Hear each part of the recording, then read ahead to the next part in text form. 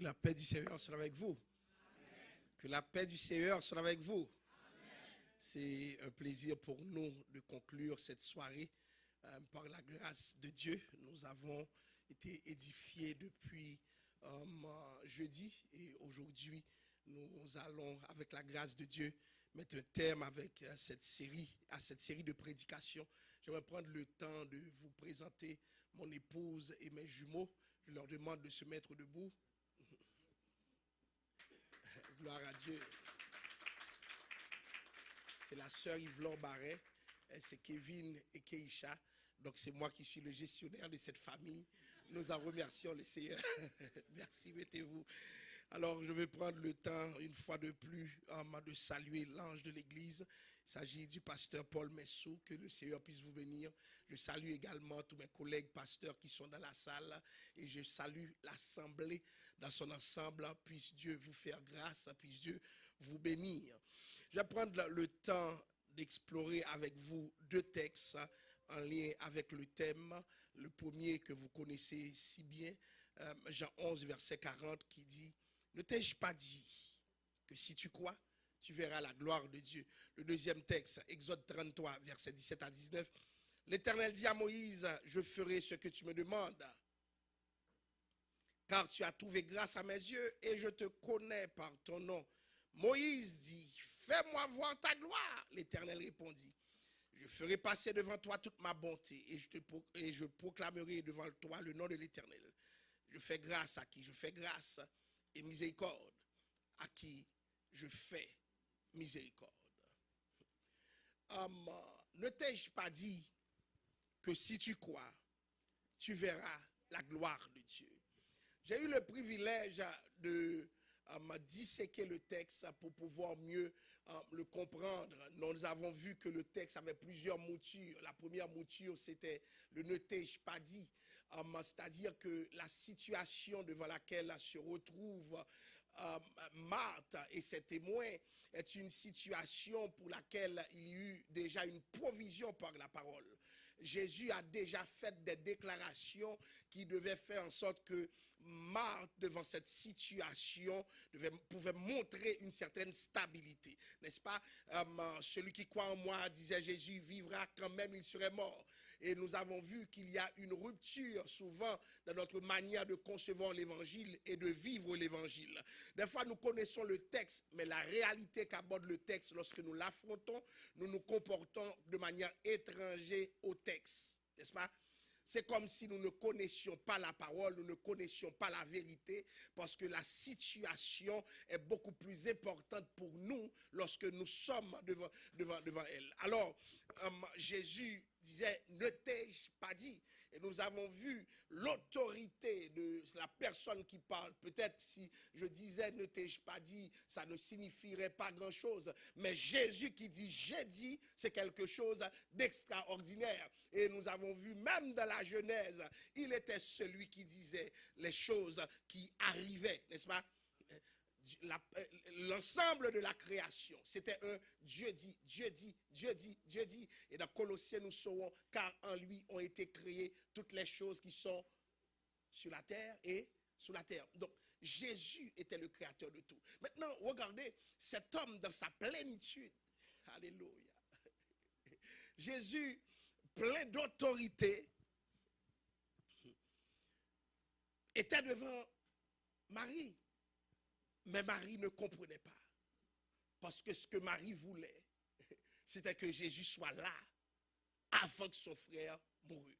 Nous voulons déterminer dans notre vulnérabilité un agenda pour le Seigneur. Mais le Seigneur a son propre agenda pour notre vie. Il y a un adage qui dit, l'homme propose, Dieu dispose. Et ceci en tout temps.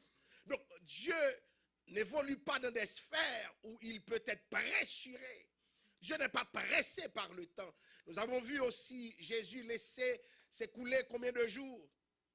3 jours. Il est venu le 4e jour. Et quand il est venu, qu'est-ce que le texte dit? Marthe va dire, il sent déjà. Jean 11, verset 35, devant les arguments de Marthe, Jésus pleura. Et nous avions vu avec vous, Jésus n'a pas pleuré. Le texte ne parle pas de Jésus qui a pleuré lors de la passion, parce qu'on lui administrait des clous. Mais on a vu un Jésus qui pleurait. À quel moment? Au moment où Marthe manifestait son incrédulité. Dieu est allergique à l'incrédulité. La Bible dit, sans la foi, il est impossible de lui être agréable. Donc nous avons en présence de nous, et cela arrive souvent, des croyants incrédules qui nous fait comprendre que il y a des niveaux de croyance, il y a des niveaux de croire, il y a des dimensions dans le fait de croire. Et posez-vous la question, où en êtes-vous? Marthe croyait que Jésus pouvait empêcher Lazare de mourir, mais Marthe ne croyait pas que Jésus pouvait ressusciter Lazare après 3 jours, pendant que les enterrements ont déjà eu lieu. Le corps était en décomposition.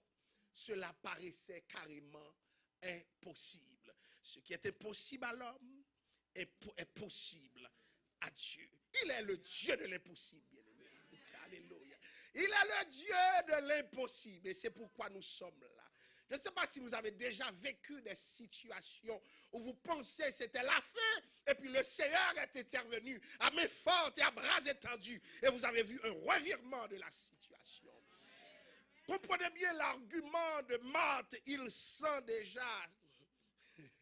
La résurrection, c'était une impossibilité d'abord biologique. Lorsqu'une personne meurt, il y a plusieurs processus qui sont irréversibles. Tu ne peux plus changer ça.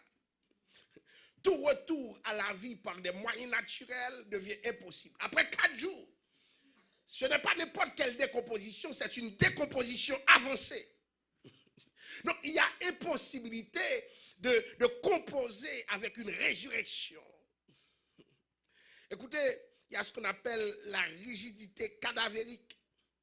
Après 3 à 6 heures après la mort, les muscles du corps se raidissent. Ensuite, entre 24 et 72 heures après la mort, c'est la décomposition des tissus. Les cellules du corps commencent à se décomposer. Après 4 jours, c'en est fait de Lazare. C'est fini. Les organes vitaux, cerveau, cœur, poumon, se détériorent rapidement après la mort. Les cellules nerveuses qui sont sensibles à l'absence d'oxygène ne servent plus à rien. Le cœur s'est arrêté. Après 4 jours, le corps de Lazare a subi des dommages irréversibles. De sorte qu'aujourd'hui encore, devant ce miracle de la résurrection, des hommes de science disent, c'est impossible. Alléluia. Et nous avons vu hier le régime de la science et le régime de la spiritualité.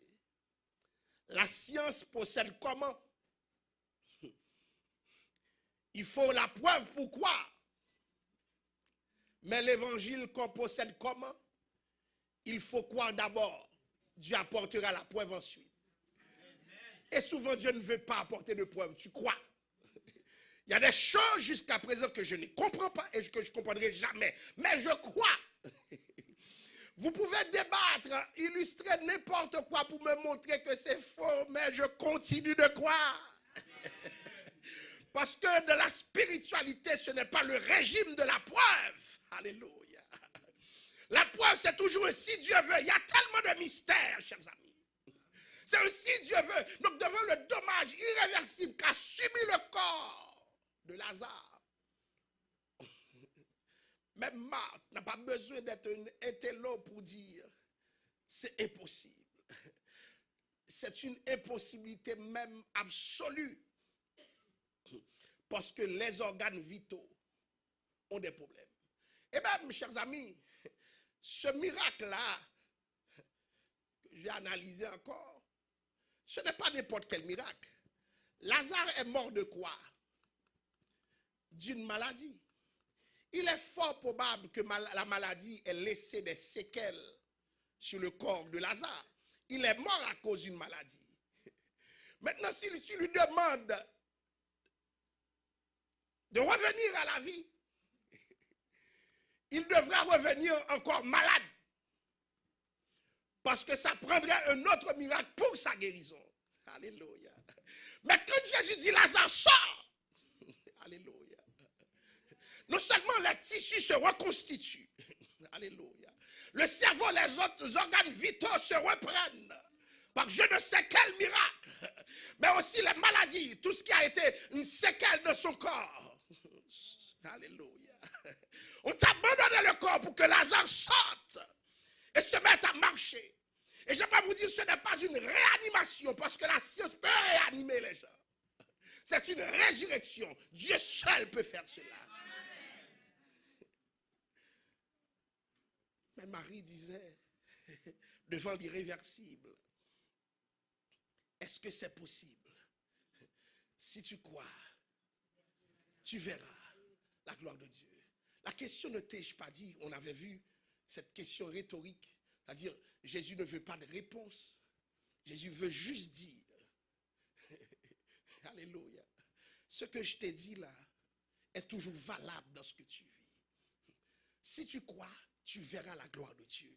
Et nous avons vu hier, le plus gros problème de Christ n'est pas le problème que nous avons, mais c'est le problème que nous sommes, parce que nous ne croyons pas. Je le répète, le plus gros problème, ce n'est pas Lazare qui est mort. Parce que retourner la mort à la vie, il suffit d'une parole. Mais faire croire une personne, chers amis, c'est tellement compliqué, l'être humain. Je vois que c'est plus facile de croire les complotistes, de croire n'importe quelle chose qu'on a entendue contre Dieu. Je parlais à un ami qui me disait, je trouve l'évangile suspect. Et puis il avançait toutes ces théories. Je lui ai dit, mais tu as entendu l'évangile toute ta vie. Maintenant, tu es à un âge où tu es tellement intelligent que quelques paroles sur YouTube, sur Facebook, de quelques intellectuels t'ont ébranlé. Maintenant, tu ne crois plus. Je lui ai dit, laissez-moi faire mon chemin. Je crois jusqu'au bout. Je crois jusqu'au bout. Et je n'ai pas besoin de preuves. Et c'est ce que Dieu nous demande. Mais cette résurrection dépasse la guérison. Mais je veux analyser quelque chose avec vous. Moïse voulait voir la gloire de Dieu. Par contre, Marthe se tenait à l'écart. Moïse voulait une pleine manifestation de la gloire de Dieu. Seigneur, disait Moïse, fais-moi voir ta gloire. C'est la demande de Moïse à Dieu. Et la demande de Christ à Marthe, laisse-moi te faire voir ma gloire. Il y a deux postures de personnes qui servent Dieu. Ceux qui veulent voir la gloire de Dieu et ceux à qui Dieu demande une chance. Donne-moi la chance de te montrer qui je suis.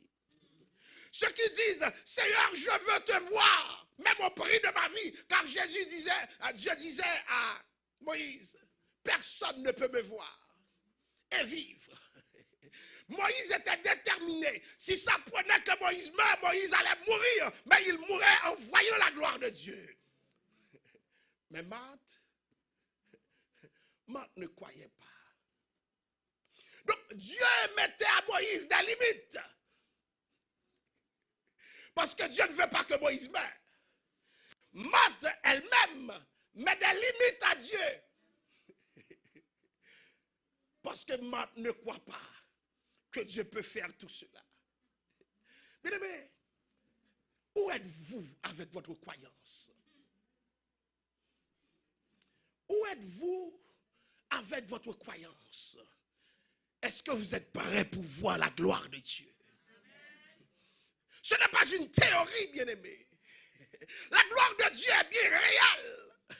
La doxa de Dieu n'est pas quelque chose qu'on invente, ce n'est pas un mythe, c'est une réalité concrète. Ne t'ai-je pas dit que si tu crois?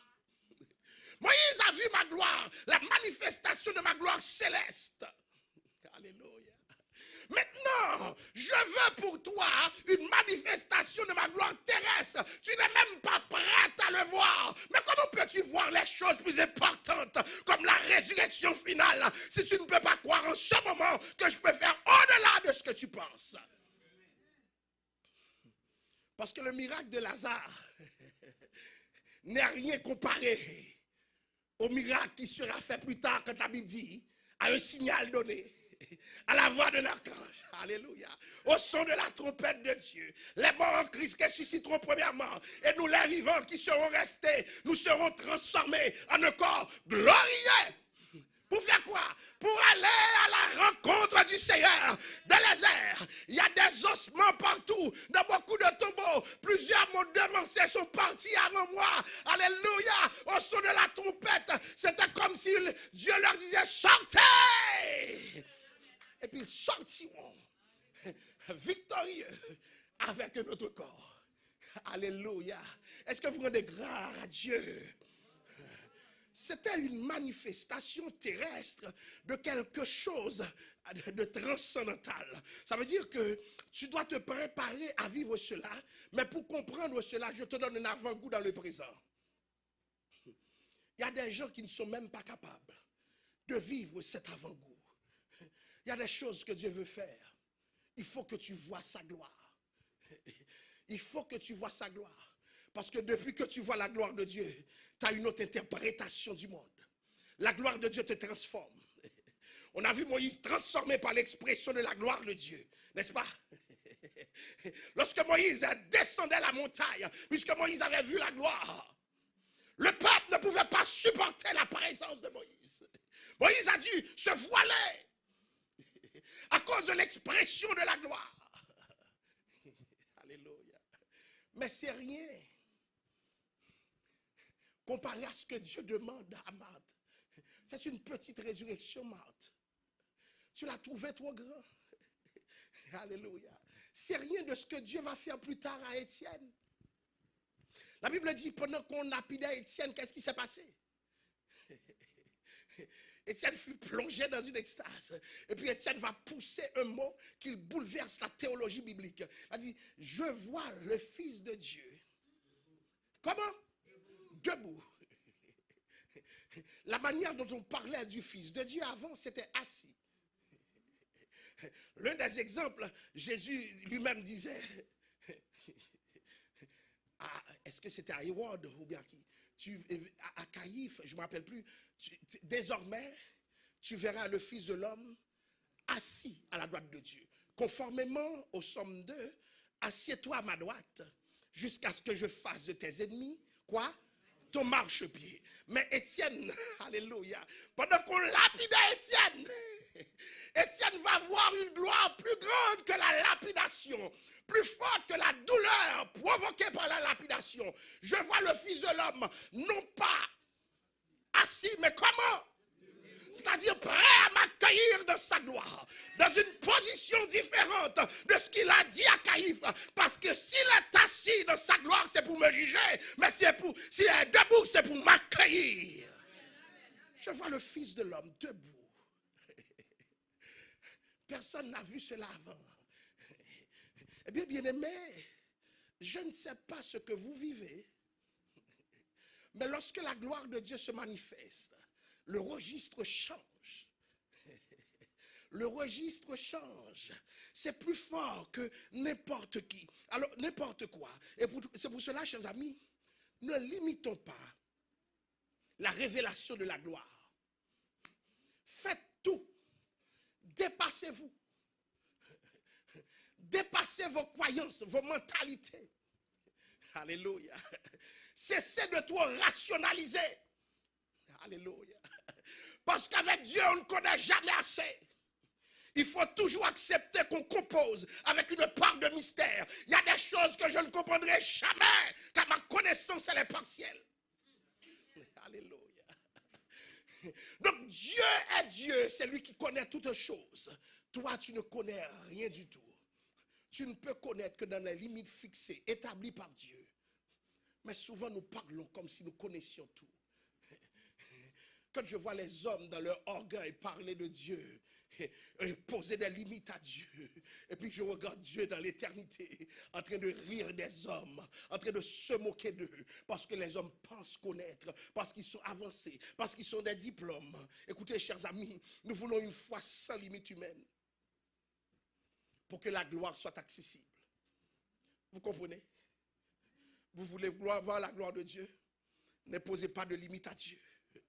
Moïse n'a pas opposé de limite. C'est comme si Dieu peut faire. Car, tenez-vous bien, Moïse sait très bien que ce qu'il demande à Dieu, alléluia, est compliqué. Fais-moi voir ta gloire. La gloire de Dieu, c'est son maximum. C'est la totalité de ce qu'il est. D'ailleurs, la gloire n'est pas créée. La gloire est de son essence même. Donc ce que Moïse voulait, c'est être face, alléluia, de l'essence de Dieu. Seigneur, je veux te voir comme tu es. Pas comme on me l'a dit, pas comme on me l'a raconté. J'ai eu des expériences, des manifestations de ta gloire. Maintenant là, ce que je veux, c'est la gloire de ta face. Ce que tu es. Alléluia. Je ne te pose pas de limite, Seigneur. Parce que je ne veux pas de révélation partielle. Alléluia. Dieu est dans une impossibilité. Parce qu'aucun homme ne peut le voir et vivre. Et Moïse le sait. Alléluia. Mais Moïse veut voir la gloire de Dieu. Moïse veut voir la gloire de Dieu. J'aime le chant qui dit, voir mon sauveur face à face. Voir Jésus dans sa bonté. Aux joies, aux suprêmes grâces. Alléluia. Au bonheur, félicité. Oui, dans ta magnificence. Je te verrai, divin roi, pour toujours en ta présence. Je serai semblable à toi. Le but de ma vie, bien-aimé, c'est de voir la gloire de Dieu. Il n'y a rien qui m'intéresse de plus. Écoutez, demandez-moi qui j'aimerais rencontrer dans la vie, qui ferait en sorte que je serais tellement heureux. Je ne connais personne.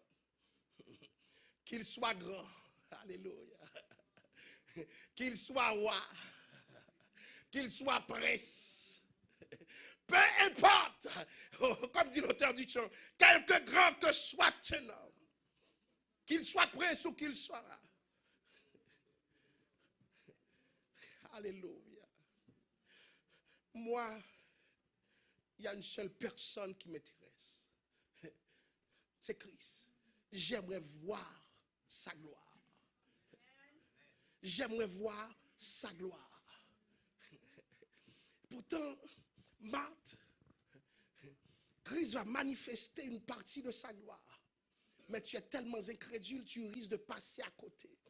Parce que tu as une foi qui limite l'intervention divine. Une foi limitée par la mort. Le spectacle de la mort nous plonge souvent dans des dépressions. Nous croyons dans les miracles de la guérison, mais pas dans les miracles de la résurrection. Parce que la guérison semble possible, nous avons des références. Mais la résurrection après 4 jours semble impossible pour Marthe. Parce que Marthe n'a pas de référence. Et j'aimerais vous dire, il y a des choses que Dieu veut faire. Il commence avec vous. Avec vous qu'il commence. Il ne l'a pas encore faite pour d'autres, mais toi, tu es son point de départ. Est-ce que tu croiras? Dieu veut faire l'inexplicable avec toi. Il t'a choisi pour sa gloire. Est-ce que ta foi va le limiter? Ou bien tu fais comme Moïse, désarmé? Je veux voir ta gloire. Je n'ai pas besoin de comprendre. J'ai besoin d'une foi élargie pour voir la gloire. Écoutez, je vous ai dit, Dieu a limité la révélation pour protéger l'homme. Vous avez vu ce qui est arrivé à Étienne? Étienne a vu une manifestation de la gloire. Donc on se demande, mais pourquoi, après avoir vu Christ debout, alléluia, Étienne est mort? Il y a des choses, quand tu finis de les voir, tu n'as plus besoin de vivre. Hein? Alléluia. Alléluia. Il y a des expériences qui sont plus fortes que la vie sur cette terre. Alléluia. Plus fortes qu'une belle maison, qu'une belle voiture, que des milliards dans un compte en banque. c'est une rencontre avec Christ dans sa gloire. Car qui es-tu pour voir la gloire de Dieu? Étienne a vu l'impossible, l'inexplicable. Alors Étienne, ce n'est pas les pierres qui vont te tuer, mais la gloire de Dieu t'a rappelé. Tu as vu la gloire, tu dois partir. Parce que ce que tu as vu, tu ne peux pas l'expliquer à des êtres humains qui cherchent à comprendre les contours du visage de Christ. Ils ont essayé d'inventer un Christ. Ils ont des images de Christ, mais ils n'ont jamais vu Christ. Alléluia. Étienne l'a vu. Étienne a fait de manière avancée l'expérience de Moïse. Vous êtes là? Moïse l'a faite comment? Dieu lui disait de se cacher. Derrière quoi? Derrière le rocher. Sinon, qu'est-ce qui allait se passer? Moïse allait. Mais Étienne est en route pour la mort. Pendant qu'il allait mourir, pour Dieu dit, bon, qui Étienne. Pour pas venir jouer de moi fâché. Bon, qui. Ce que Moïse ne pouvait pas voir dans sa vie. Puisque tu viens vers moi, je te rappelle à moi, alléluia. Je te laisse voir ma gloire, Étienne. Ma gloire qui est encore voilée pour toi. Je te laisse voir ma gloire. Alors, chers amis, Marie limite ce que Dieu peut faire. Moïse dit à Dieu, tu n'as pas de limite. Pas de limite. Ce soir, Église Baptiste Shalom, dites à Dieu pas de limite. Pas de limite, Seigneur. Peu importe ce que tu vis, pas de limite. Peu importe la situation, pas de limite. Demandez à Dieu de s'affirmer dans tous les événements de la vie de l'Église. Pas de limite. Alléluia. Pas de limite. Parce que Dieu est en train d'agir. Dieu est en train d'agir, bien-aimé. Dans cette saison encore, ce que Dieu a fait pour moi, vous me demanderez, est-ce que c'est possible? J'étais à l'école avec d'autres étudiants à l'époque qui me disent, c'est les temps anciens, c'est pour affirmer ce que Dieu pouvait faire. C'était des signes pour le début de l'Église. Et moi de leur répondre, est-ce qu'il y a un texte qui dit ce que Dieu a fait, il ne peut pas le faire encore? Est-ce qu'il y a un texte qui dit que Dieu est bloqué par le temps? Est-ce qu'il y a un texte qui dit que les signes de départ ne peuvent pas être des signes de la fin? Les mains de Dieu ne sont pas liées, chers amis. Dieu fait encore voir sa gloire. Dieu manifeste encore sa gloire. Il y a des morts qui ressuscitent encore pour la gloire de Dieu. Il y a des gens qui sont partis, ont salué la mort, mais qui sont retournés parce qu'il y avait la prière. Et pendant la Covid, beaucoup seraient partis. N'était-ce pas la grâce de Dieu qui a manifesté sa gloire? Une gloire qui paraît simple, mais certaines personnes ont été opérées. Les docteurs ont émis des diagnostics terribles, mais ils sont encore vivants. Pas parce qu'il y a une explication humaine, mais c'est parce que Dieu a manifesté sa gloire, que Dieu manifeste sa gloire dans la vie de ce peuple. On t'a dit que c'était impossible. Alors prépare-toi à la gloire de Dieu.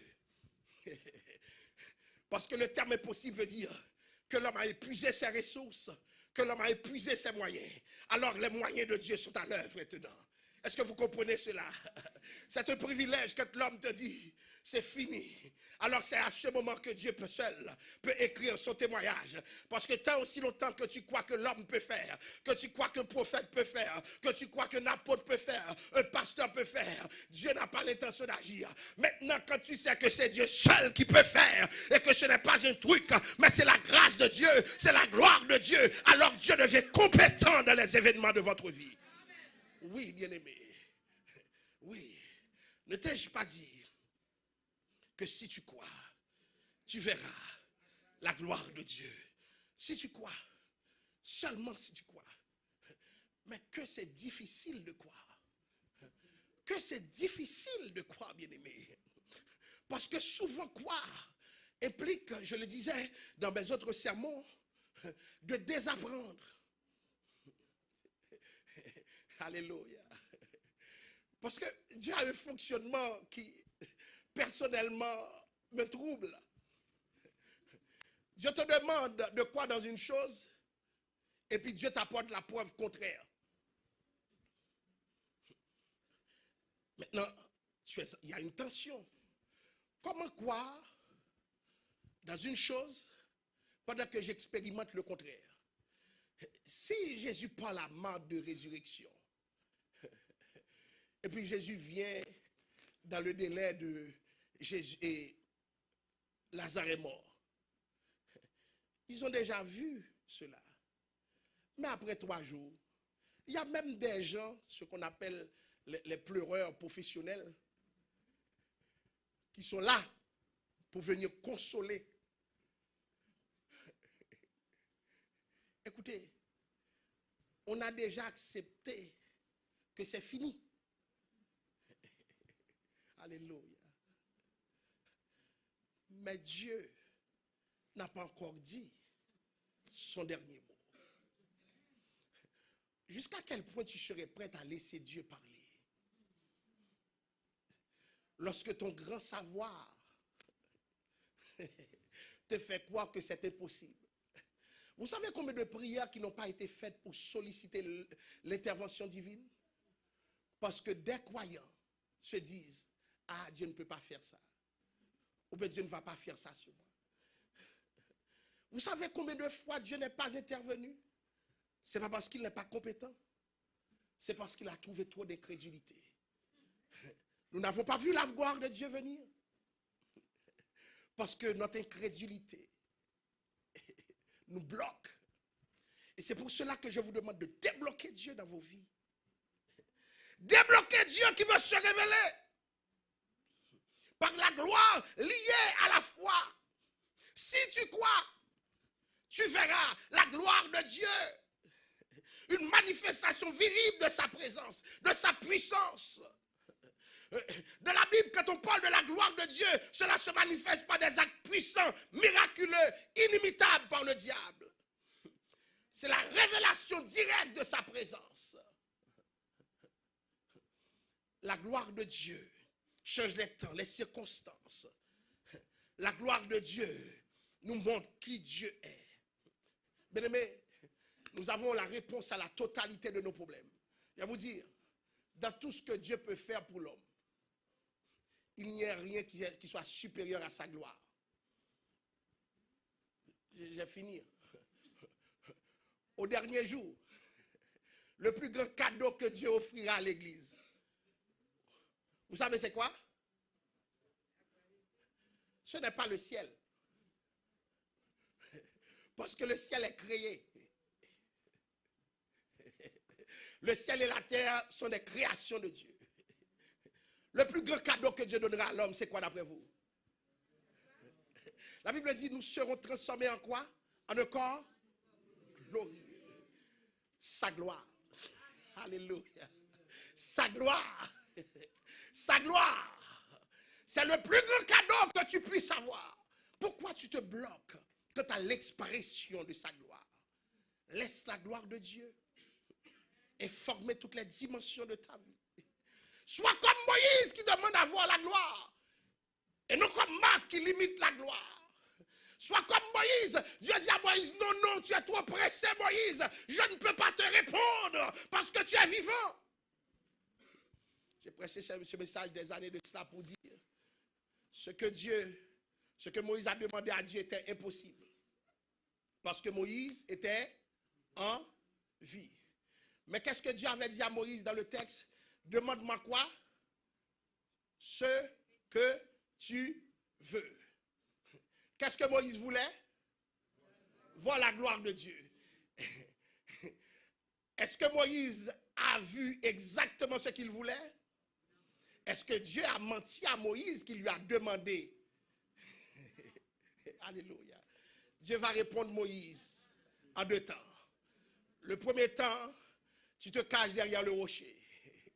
Moïse, j'attends ta mort. Lorsque tu seras mort, lors de la transfiguration, Jésus va te convoquer. C'est la deuxième réponse. Je vais te donner ce que tu veux, Moïse. Tu vas voir ma gloire maintenant. Parce que tu es mort. Jésus est rentré dans sa gloire. Alléluia. Il a convoqué Moïse à sa droite et Élie à son côté. Et les deux hommes étaient là, représentant la loi et les prophètes. Il l'a fait pour Moïse. Parce que la gloire de Dieu, c'est Christ. La gloire de Dieu, c'est Christ. Si vous avez Christ dans votre vie, vous avez la gloire qui se manifeste. La gloire en gestation.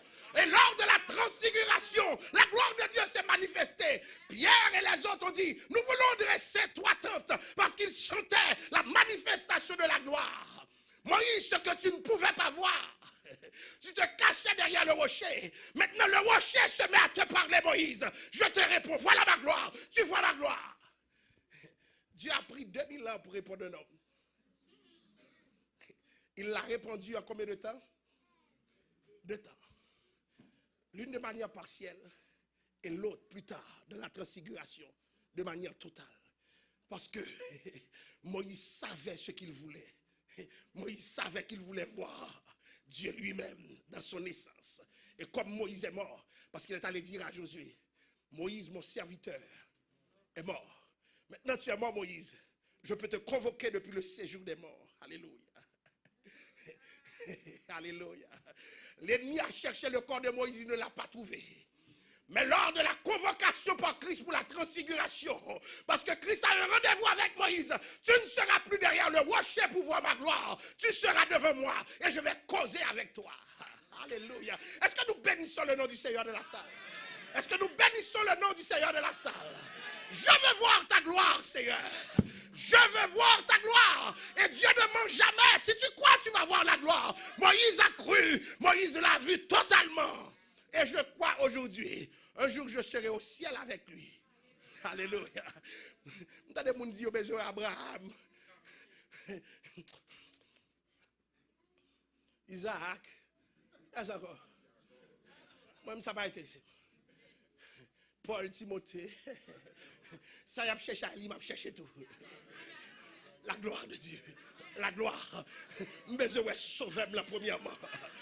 J'ai besoin de voir la manifestation concrète de la gloire. Je veux le voir tel qu'il est. Je veux voir celui dont on me parlait. Je veux voir celui qui est tellement grand qu'il remplit l'univers, mais qui est tellement petit, qui habite dans mon cœur. C'est lui que je veux voir. La manifestation de la gloire de Dieu. Je le verrai dans sa gloire. Et c'est un rêve. C'est une espérance que j'ai. Je verrai mon Seigneur.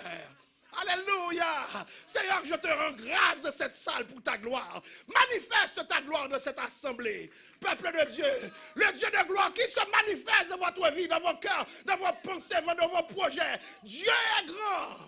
Que sa gloire se répande parmi vous. Que Dieu vous bénisse.